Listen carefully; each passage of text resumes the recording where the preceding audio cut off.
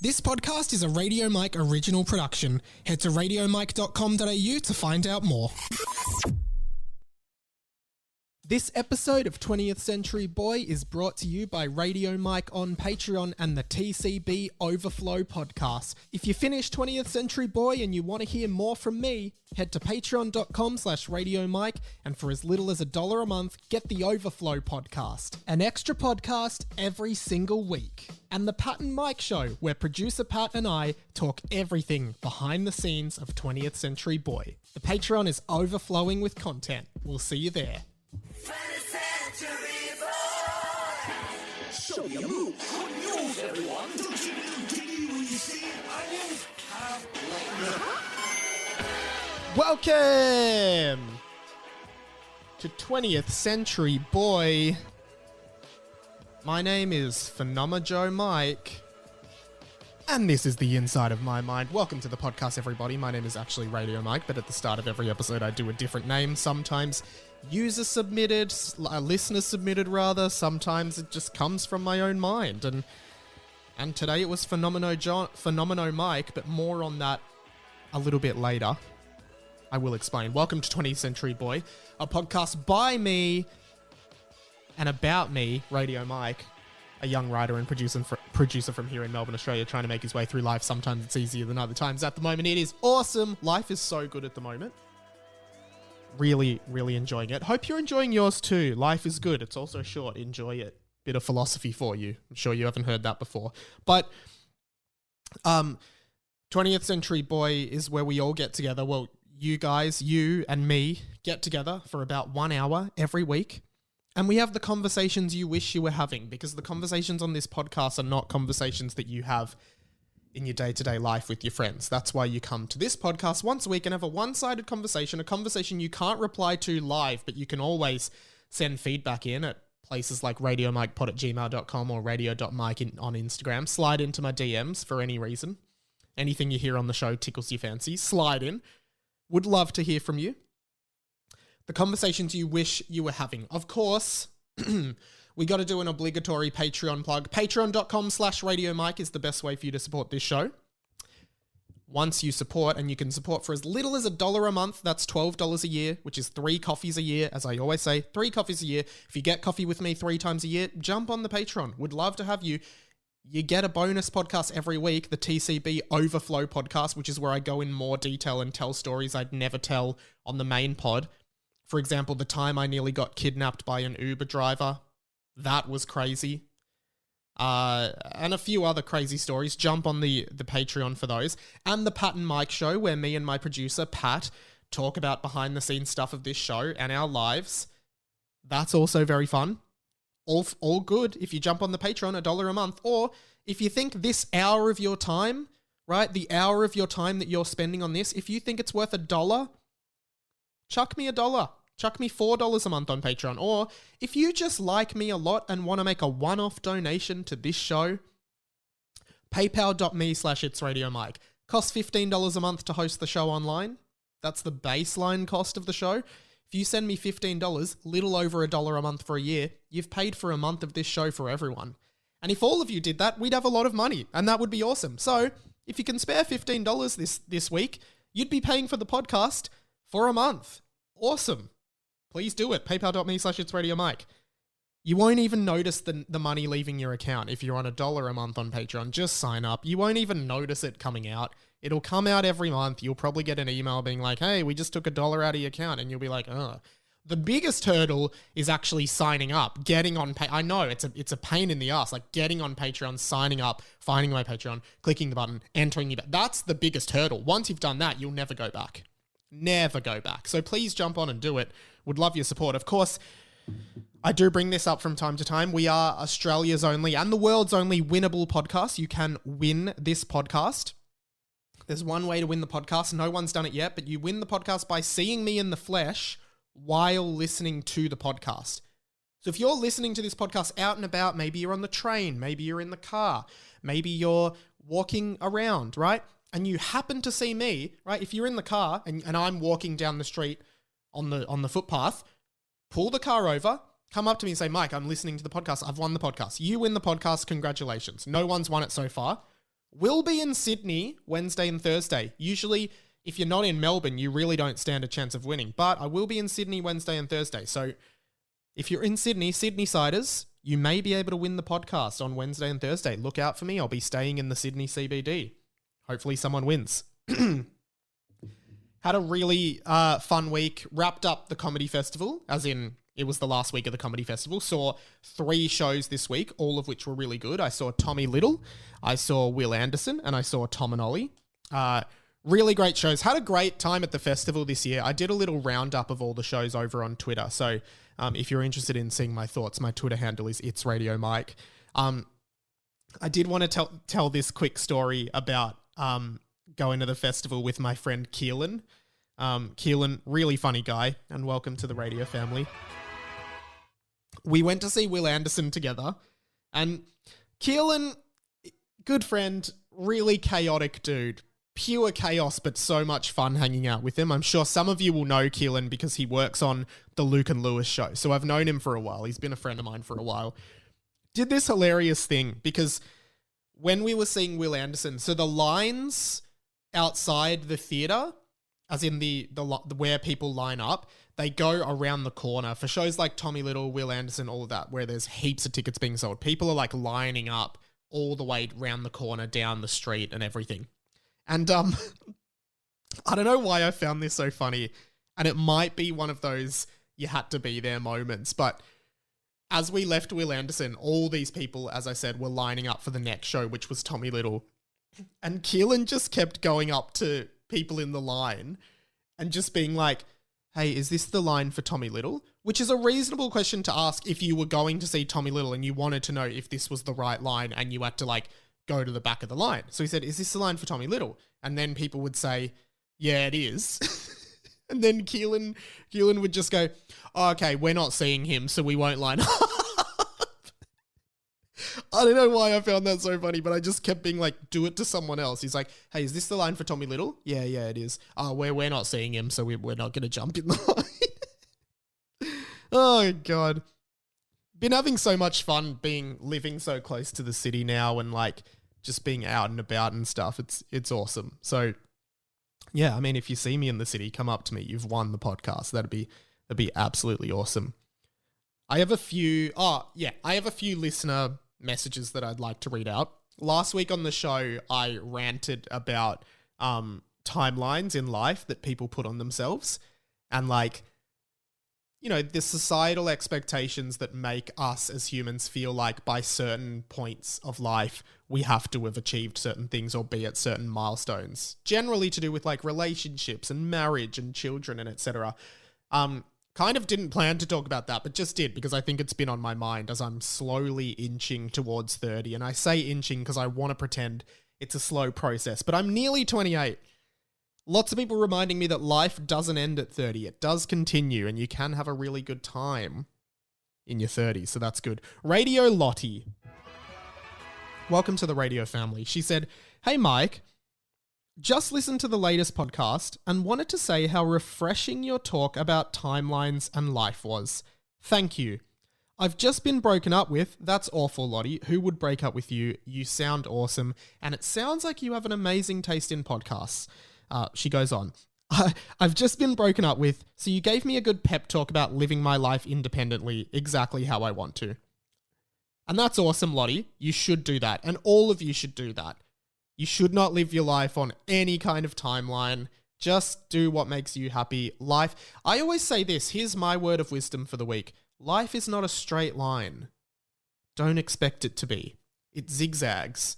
It spirals a bit. That's life. She goes on. I also watched the Lizzie McGuire movie on the weekend.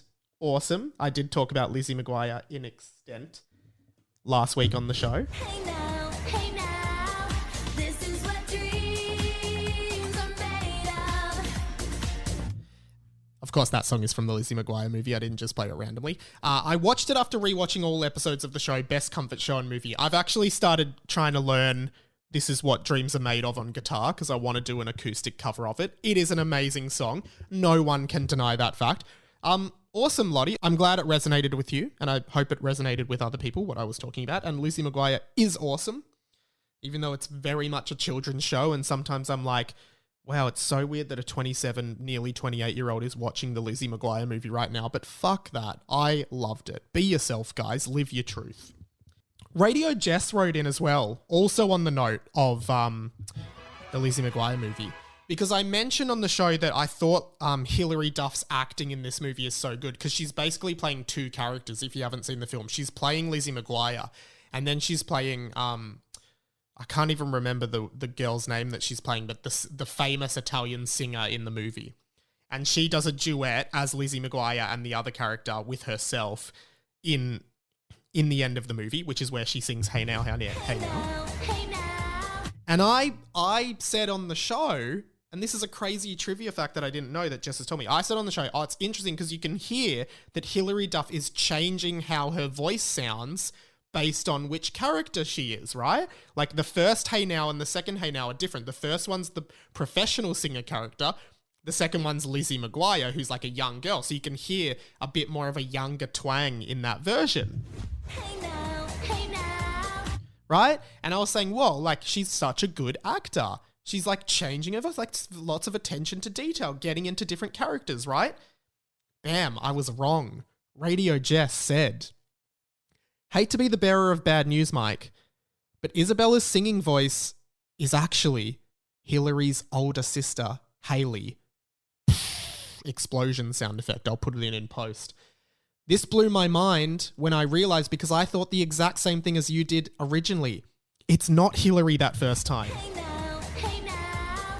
But they would have similar voices because they're sisters. We discovered that on this podcast ages ago with me and my brother in like season 2 of this podcast. Siblings often have similar ways of speaking. It's no surprise. Crazy. Hilary and Haley Duff totally forgot Haley existed because, let's be honest, she was the less successful Duff sister. In terms of the Duff hierarchy, it probably goes Hilary Duff, Duff Beer from The Simpsons, and then Haley Duff. And Duff Beer and Hilary Duff, they're close. Haley didn't even come close. And I think Haley knows this. You know, I think Haley and Hilary were in a movie together called Material Girls, where they played sisters. Don't think that movie did very well, and I think that was probably Haley's only big movie role. And Haley, I don't think, would be offended. I think she knows and she has accepted that of the two Duff sisters, she is the less famous one. This happens a lot in the world. A lot of famous people have siblings, and a lot of famous people have siblings that are also famous but less famous than them. I actually have a list of them. Kylie and Danny Minogue. Danny Minogue, you're very talented, you're very cool, you're very awesome, but we all prefer Kylie. That sucks for you, but it is a harsh reality of life. Joel and Benji Madden, twin brothers, Good Charlotte, the Madden brothers, X Factor, or The Voice, or whatever show they were judging for a while. I don't know which one is the good one that people prefer, but we do know that people prefer one of the Madden brothers. Here's one, didn't even have this written down. The Logan twins from Big Brother 2005. One of the Logan twins got evicted halfway through. The other Logan twin won Big Brother. Famous siblings, it's tough. Who else? We've got Tom Hanks and Jim Hanks. Tom Hanks, huge. You probably haven't even heard of Jim Hanks. Tom Hanks, what do we got? Toy Story, Forrest Gump, various other films that I can't think of. Castaway, that was Tom Hanks. The Polar Express. So many other good films that I'm missing out on. Jim Hanks is the voice of Woody the Cowboy on every non-Toy Story feature film thing. So all the Toy Story toys, any video game adaptations of Toy Story, like all the real life Toy Story toys where Woody speaks, that's Jim Hanks, Tom Hanks' brother. He does all the Tom Hanks roles when Tom Hanks isn't available. And you know what? I'd happily make a career doing that. He probably makes a ton of money. No one needs as much money as Tom Hanks. Jim Hanks probably has a nicer life.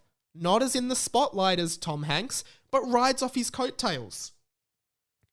Kim Kardashian and the other Kardashian sisters, I mean, it's debatable who's the most famous, but I think the common person thinks of Kim well before they think of any of the other Kardashians. Like, if you say Kardashian, most people would go to Kim because they know Kim Kardashian, sex tape. She was kind of the first big Kardashian of that generation. You know, Beyonce has a sister, Solange. Who knows? Dakota and Elle Fanning. Interesting one. Bit of a reversal. Dakota starting out very strong young. Lots of films with Dakota in them. Really nice child star. Promising life. Promising acting life. Kind of faded out. Elle Fanning now, who was always in the shadow of big sister Dakota, now in much more prominent roles. Much bigger. Very interesting reversal of the sibling roles. Similar with Mary-Kate and Ashley Olsen and Elizabeth Olsen. Mary-Kate and Ashley starting really strong young, Full House, New York Minute. Kind of disappeared into minor obscurity. Meanwhile, Elizabeth Olsen, younger sister, bam, Marvel Cinematic Universe, she's Scarlet Witch. She's Scarlet Witch. She's huge now. WandaVision, all of that. Another example, the Hemsworth, Chris, Liam, Luke, that's the order. Everyone knows Chris Hemsworth, Liam Hemsworth. There's also Luke Hemsworth. Nothing against Luke. He's honestly my favorite Hemsworth. But we all know famous siblings. And then the other one I found is that Ashton Kutcher has a twin brother. That is all. Sorry, I just, when I remembered Hailey Duff, I had to go on I had to go on a rave about celebrity siblings, because I do find it really interesting, because, like, you know, if your sibling was super famous, you would surely, like, there'd be jealousy. There'd have to be jealousy in there, especially if one of your siblings is making like $10 million a year in movies and deals, and then you're just working a normal office job and making like $80K a year or whatever. There'd be some jealousy. It'd be hard to keep it together. Who knows? This episode is called What the Hell is the Phenomojohn? And for new listeners of the show, welcome to the show. It's great to have you here. I hope you'll go and check out the whole of season 4. Good place to start is the first episode of season 4. Go from there. But if this is your first episode, welcome. It's great to have you on board. The Phenomojohn is a concept that I've actually had in my mind personally for some time. I actually think when I was at school, I came up with the Phenomojohn and just had it with my little circle of friends. But it became a public thing of mine when I did it on this podcast. I think in season 2, I talked about the Phenomojohn. Did really well then. Revisited it a few weeks ago on the podcast, 2 years later. And it's basically, as of now, I'm looking at TikTok right now.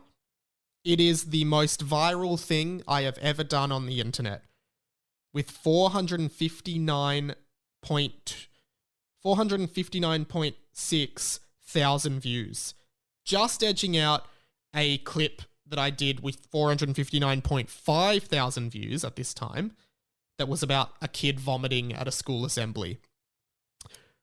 Now I am officially, most people will know me. Most people who don't know me as Radio Mike will probably know me as the Phenomojohn guy, right? And that's cool. I'm totally cool with this.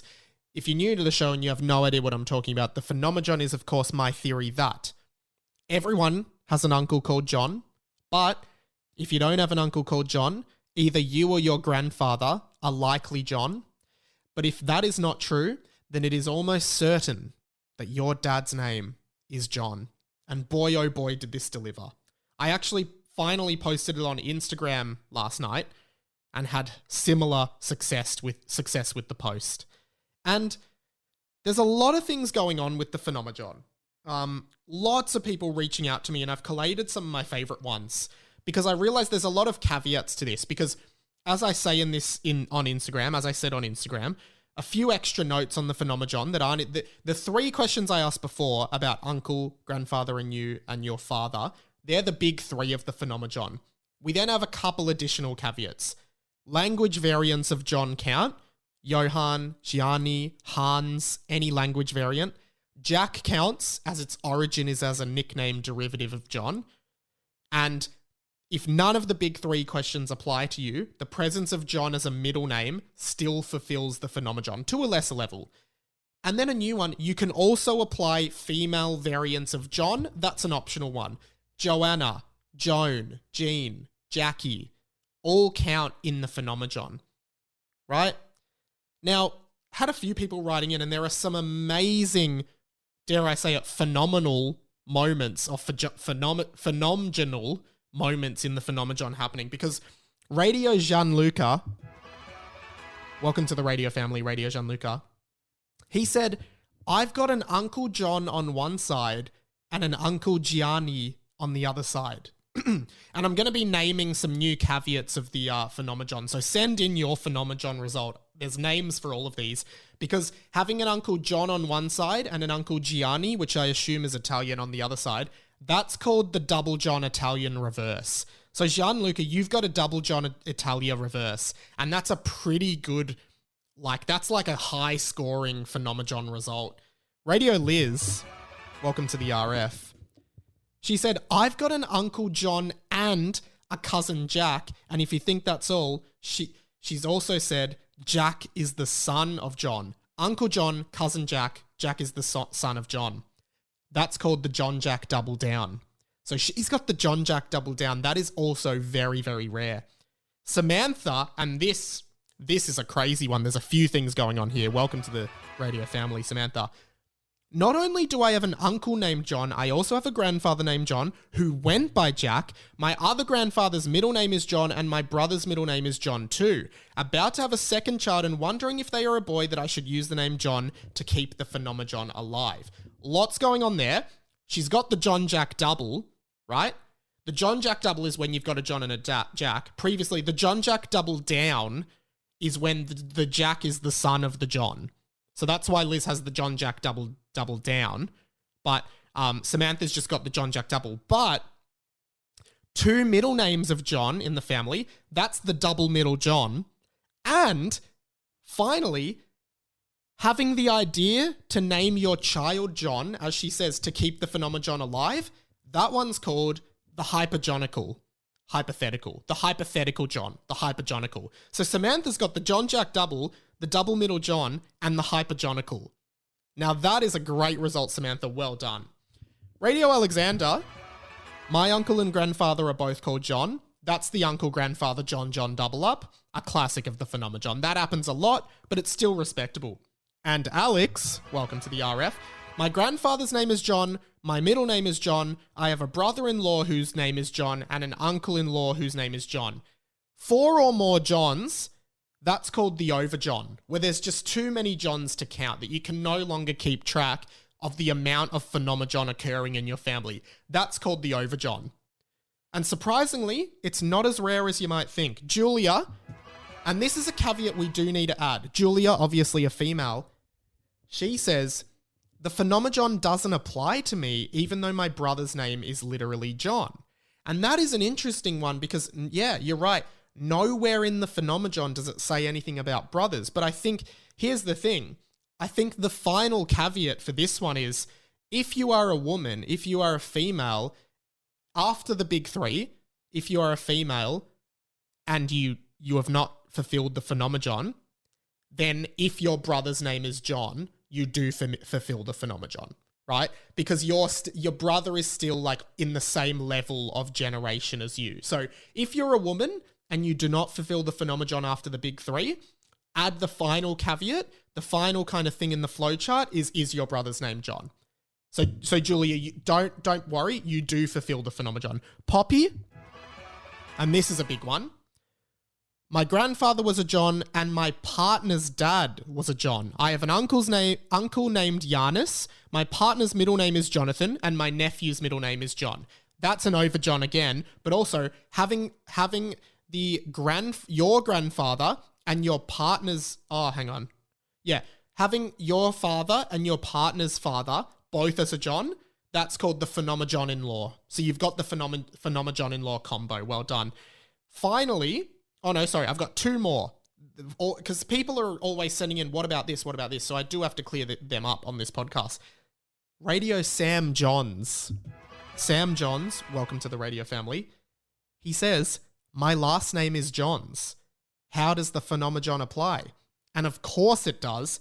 If your surname is John, Johns, or contains John in any way, that's called the Phenomojohn reverse. So you've actually reversed the process and you've got the Phenomojohn reverse because your surname is John or Johns, right?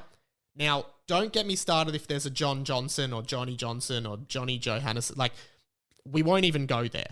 Finally, Radio Kim, and this is a great one. Grandpa named John, who married Grandma Joan.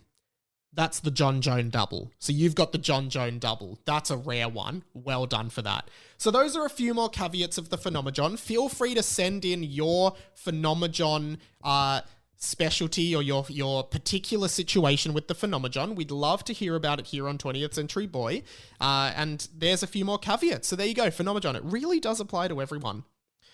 I really want to talk about... Oh, just dropped my phone. One sec.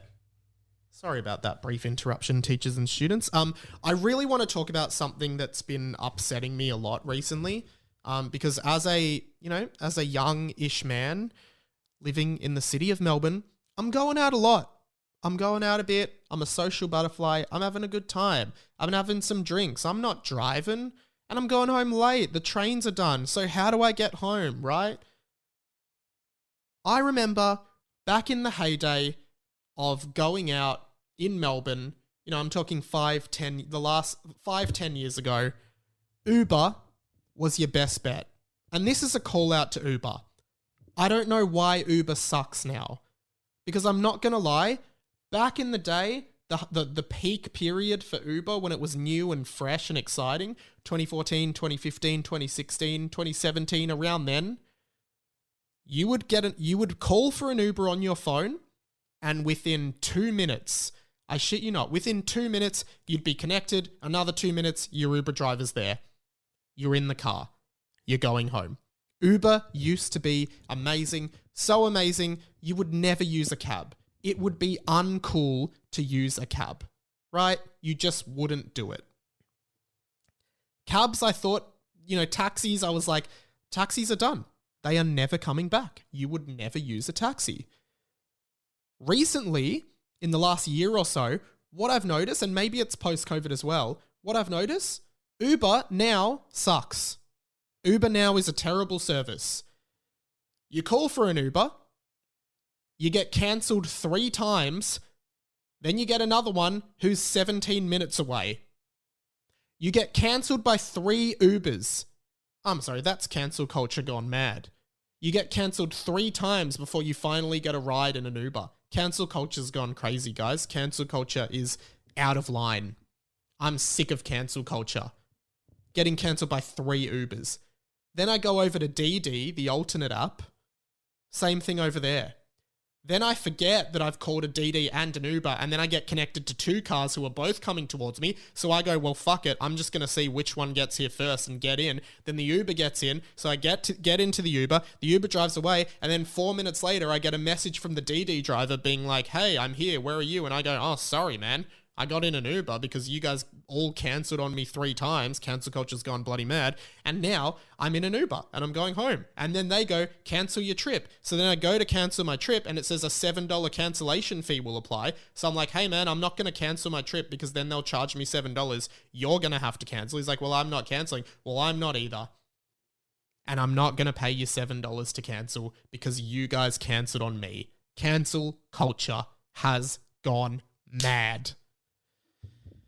But if other people notice this with Uber, it used to be amazing.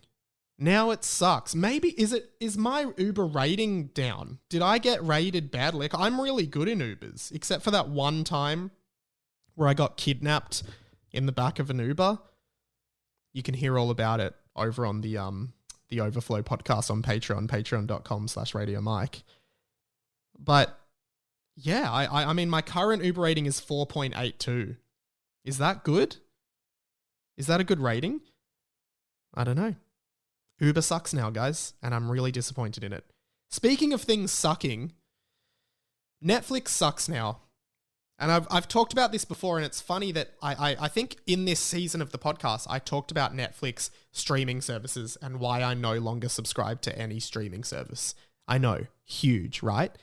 I've turned to Jack Sparrowing a lot. I've been Jack Sparrowing because why would you not?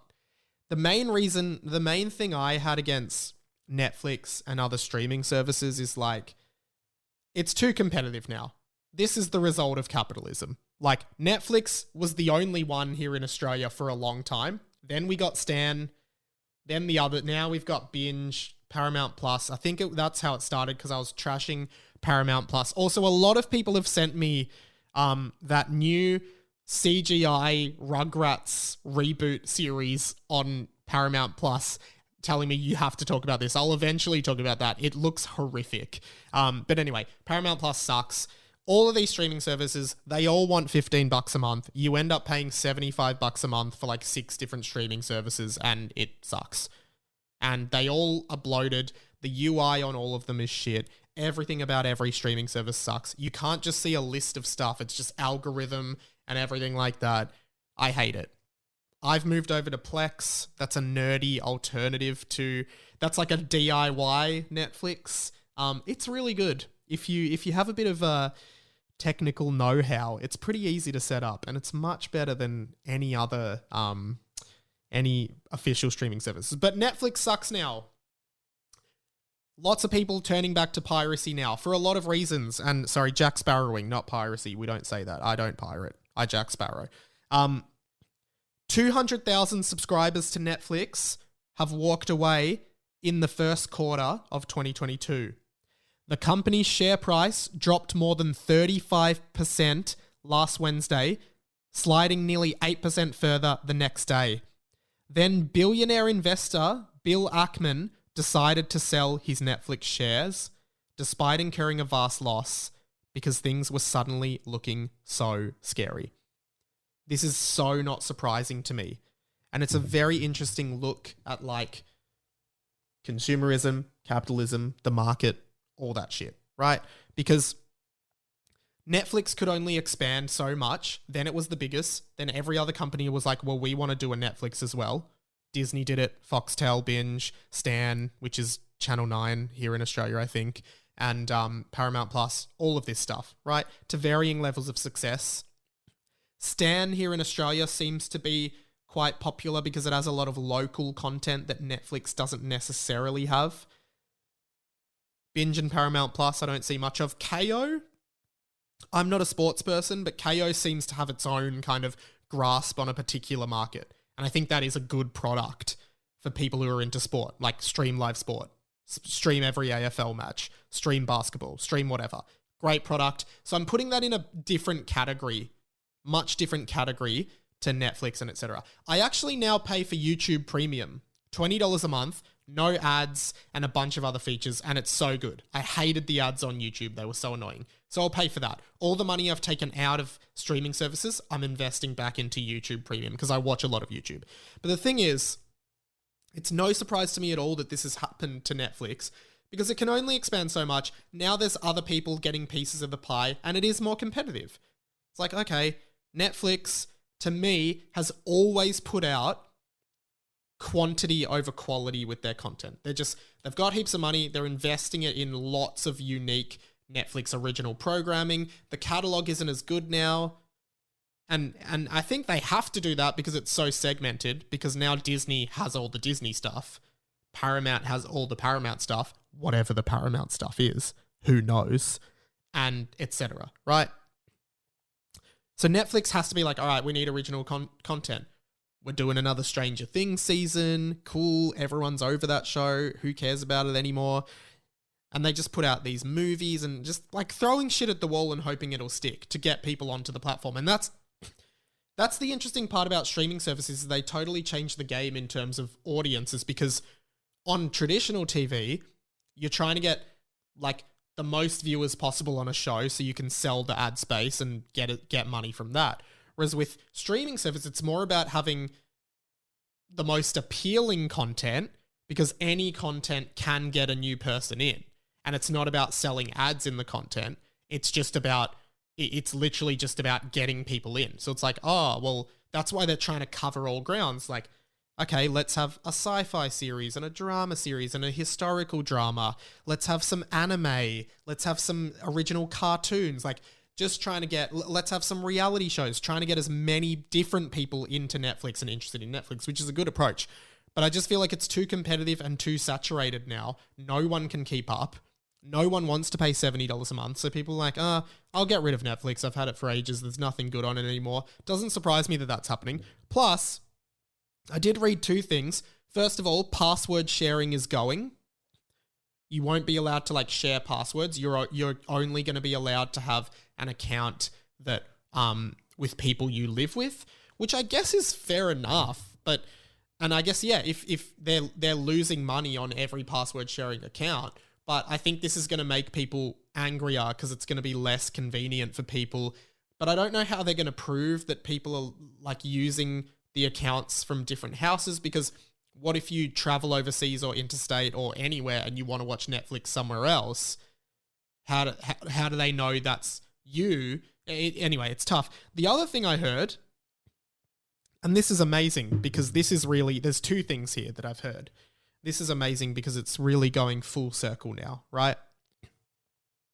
Netflix announced, and I don't know if this is confirmed, but it's been discussed, that they are going to bring in a lower cost version of Netflix or a free version of Netflix that has ads on the content. That's number one, which, if you haven't done the calculation in your head, is basically we're going back to free-to-air TV. Two, to confirm that even more, I did hear that Netflix in America, and they may have already done this, I'm not sure, but they were going to invest in buying a bunch of cable TV networks. Sorry, like buying I think they want to buy a channel, essentially. So a digital channel, say it's 85, right? You press 85, that's the Netflix channel. It's free to air with ads, and it just plays Netflix content, right? So one, they sell ads on that for money, and two, ideally, they get people being like, oh, this is cool, maybe we should sign up to Netflix. So in this crazy roundabout way, Netflix is now needing to almost revert to the medium that it overtook and destroyed, right? Free-to-air TV. It needs to revert to that model to try and sustain itself, because it's like gotten too big in the market that it's in. It's gotten like, it's expanded too much. All they've done is like content, make original content that's really good. Everyone will want to watch it. Everyone want to have it. But now they're like, okay, now we need to get people who aren't on Netflix. We need to make money from Netflix by people who don't want to pay us money. And you do that by selling ads on the content. Hey, you can watch Netflix with ad breaks. And we need to get people who aren't on Netflix interested in Netflix. And it is so interesting to think about how this implicates the future of content, technology, consuming, all of that. Because honestly, I don't even want this, but before bed, often I'm on TikTok. And the content on TikTok is engaging. Like, everyone is like, oh, fuck TikTok, I hate it, it's so addictive. Yeah, it is, but it's the perfect kind of overstimulation of your brain. Like, it is addictive. The content's good. It is bad for us, but short, interesting videos are working. The other thing is, I'll watch a lot of YouTube in transit. If I'm on the train or like on the toilet or on a plane or something like that, my mind goes, okay, I'm going to watch YouTube. I would never be like, I'm on a train for 20 minutes. I'm on a 20-minute train ride to the city, or a 15-minute train ride to the city. I'm going to watch an episode of something on Netflix. I would never do that. But I'd always be like, oh, I'm going to just chuck on some YouTube video in my watch later and watch it. Interesting, because it's like, I don't know why that is. I don't know why my brain is like, I'd never watch a Netflix show on a train, but I'd happily sit there and watch YouTube. And it just feels like that's like YouTube is like a passing the time thing, whereas to me, like, movies and TV are more like investment kind of things, I suppose. I don't know. It's just a really interesting thing to think about. And streaming for me kind of feels like it just started. Like we only got Netflix in maybe 2014, 2015 here in Australia. I think in America it's been around for way longer, but it was like a really new thing for a while. And now it's just so saturated, and it is absolutely no surprise to me that people just are going back to what they used to do, which is just downloading stuff off torrents and Jack Sparrowing. Maybe setting up a Plex server if they have the know-how, or just watching it on their laptop in files and deleting it after. I really think that that's like a more convenient thing for people now than having 7 streaming services with bloated interfaces. Even these solutions people are having, like, oh, Google TV, it collates all your streaming services so you don't have to check in multiple. They all suck. They're all fucking bloated and shit interfaces. That's why I like Plex, because it's just one very simple, easy to navigate interface that's just like a list of the content you have. I'm really interested to see how this plays out. Let me know, are you starting to wean off streaming services? Have you started Jack Sparrowing again? Are you going to alternative streaming sites? Do you have an alternative way? Do you not watch movies and TV? Do you like only watch YouTube, or you only watch TikTok? Like what are your habits? I actually would really like to know. So write into the show, radiomikepod@gmail.com, radio.mike on Insta. It's Radio Mike on Twitter, radiomike.com/contact, .com.au/contact, not .com. Yeah, would really love to know this because I find this very fascinating. Couple more things today, guys, before we wrap up. And I'm just going to open up my run sheet again because I read off this. Oh, yes. Yes, we certainly do have a couple more things. I think I've forgotten to play. Oh, yeah, that's right. I did want to say I forgot last week. 2 weeks ago, I did a trivia question of the week. I forgot last week to give the answer to that trivia question, and someone did remind me in my DMs and asked. And the question was, I can't remember how I phrased it, but it was... this is it. Which horror movie franchise has oh God, Mike, come on. In which horror movie franchise does the main villain share a surname with a character from with a zany character from the sitcom Seinfeld? Interesting. Now, I'll give the answer, but this is how you could work it out if you didn't know. Well, this is how you could do it, right? Zany character in Seinfeld, right? Because you'd think of the 4 main characters from Seinfeld.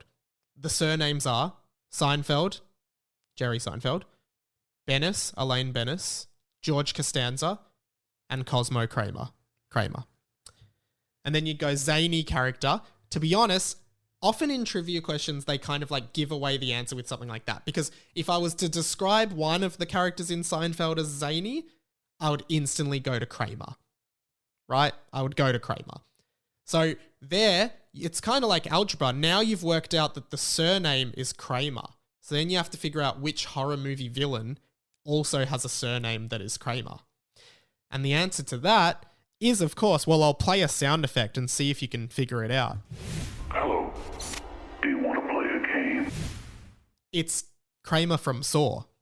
The main villain in the Saw film franchise is John Kramer. So the answer to the question is, of course, Saw. Funnily enough, last week when I was talking about time, the answer's Saw, by the way. Congratulations if you got it. Funnily enough, last week when I was talking about timelines, I found this great Seinfeld moment from Kramer, not John Kramer from Saw, Kramer.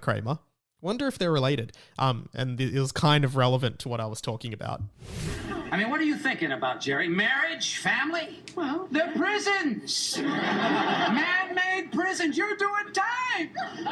You get up in the morning, she's there. You go to sleep at night, she's there. It's like you got to ask permission to use the bathroom.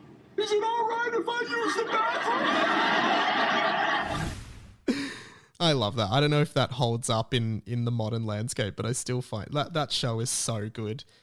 If you haven't watched Seinfeld, definitely watch it. I think the best character, for me, I like Jerry the most, but apparently most people find him the most boring character. I do want to just talk about one more thing very quickly. And this has been something we've talked about on this show a little bit. And someone sent me this DM, and I I can't remember your name and I haven't written it down, so I apologize, but welcome. You'll know who you are. A while ago on this show, I was talking about, I think it was last year, I was talking about the names, the titles of movies in the Fast and Furious franchise. You know, you've got the first one, The Fast and the Furious, Too Fast, Too Furious, Fast and the Furious Tokyo Drift, and then it gets crazy. There's like Fast 5, Furious 7, whatever, you know, The Fate of the Furious for the 8th one. I can't remember what the 9th one was, but they always have interesting puns like that. And I said on this show that I thought, without a doubt, that the 10th iteration of the Fast and the Furious franchise would be called, because we've had Fast 5, right? I thought the 10th one would be Furious, the word Furious, except the I and the O in Furious would be a 10. That made sense to me, and I was willing to bet money on the fact that that would be the title of the 10th Fast and Furious film. It has come to my attention that the Fast and the Furious 10th film's title has been unveiled, and I was in fact not correct. Because in a Reddit post that was sent to me by this listener, he said, unfortunately, not your predicted title. And it says, Vin Diesel unveils Fast and Furious 10 title as production begins. And the title of the film is Fast X. X, of course, being the Roman numeral for 10, in case you didn't know. A lot of people saying could be read as Fast 10, as in fasten your seatbelts. But really, I think Furious, with an IO for the 10, with a 10 for the IO, would have been much better than Fast X. But here we are, living in the reality, living in the universe in which Fast X was the title chosen over Furious, with a 10 as the IO. That's it, guys. I should say, I've never said this on the pod, I don't think. I've never seen a Fast and Furious film. I've seen bits of one of them. Actually, no. I've seen bits of one of them, which I think was Too Fast, Too Furious, because I would have been like 8 years old, and I'm just going to see what year Too Fast came out. I reckon I was 8 years old, and it was at my cousin's house. That was 2003, so that checks out. I would have been not 8 or 9 years old in 2003, and we were watching it on DVD, or VHS maybe. No, it would have been DVD, because I remember we were watching it with subtitles.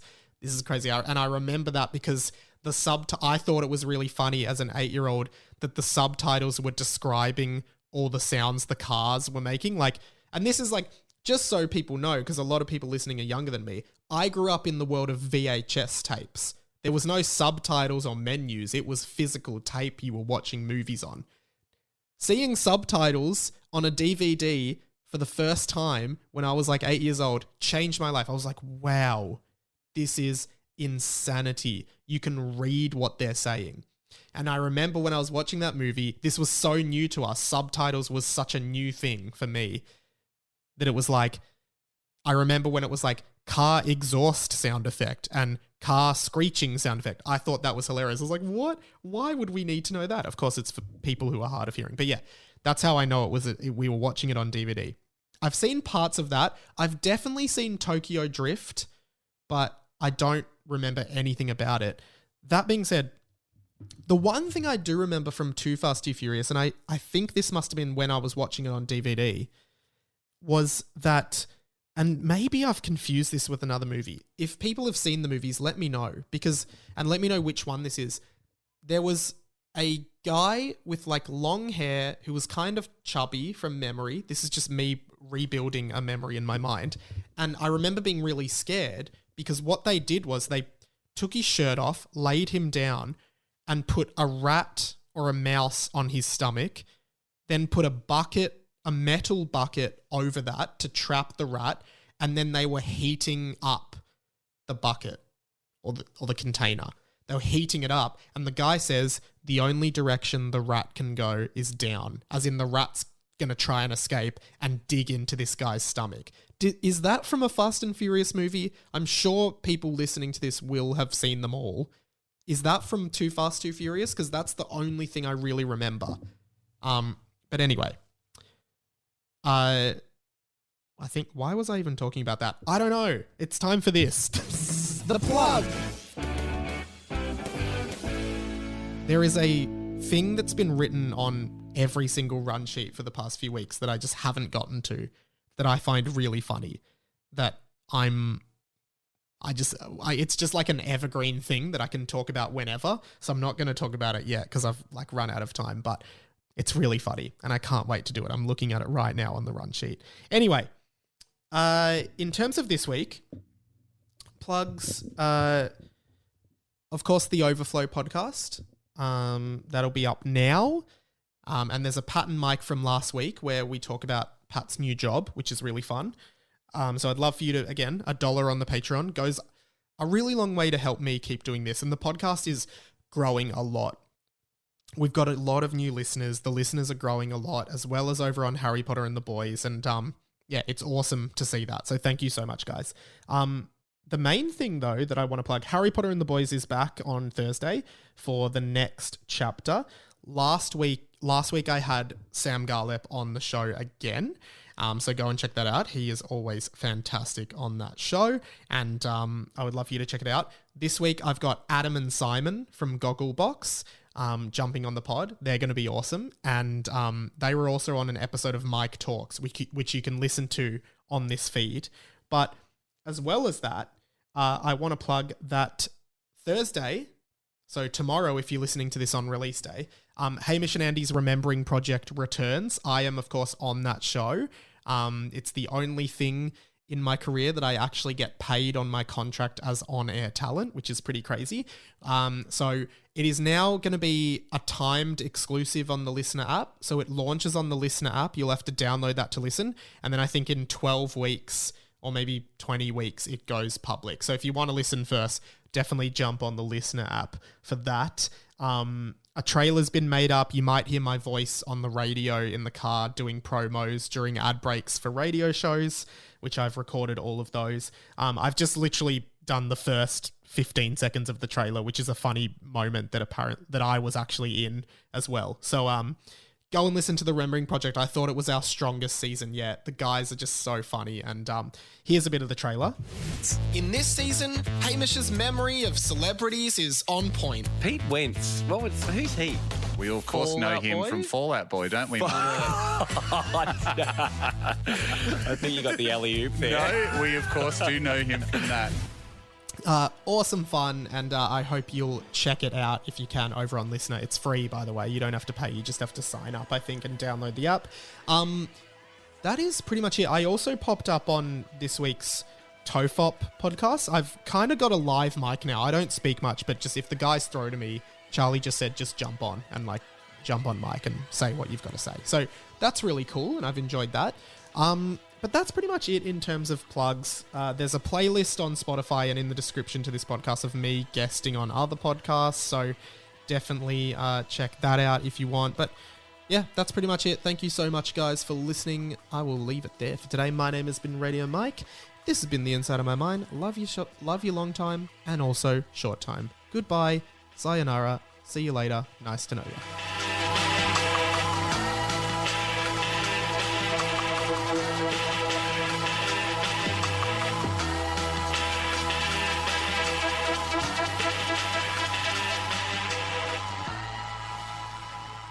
This episode of 20th Century Boy was brought to you by Radio Mike on Patreon. If you just finished the podcast and want to hear me talk even more, head to patreon.com/Radio Mike to get access to the TCB Overflow podcast, an extra podcast every week, and the Pat and Mike Show, where me and producer Pat talk behind the scenes of making this show. The Patreon is overflowing with content. We'll see you there. This podcast was a Radio Mike original production. Head to radiomike.com.au to check out all our other content, stay up to date at radio.mike on Instagram, and get in touch, radiomikepod@gmail.com.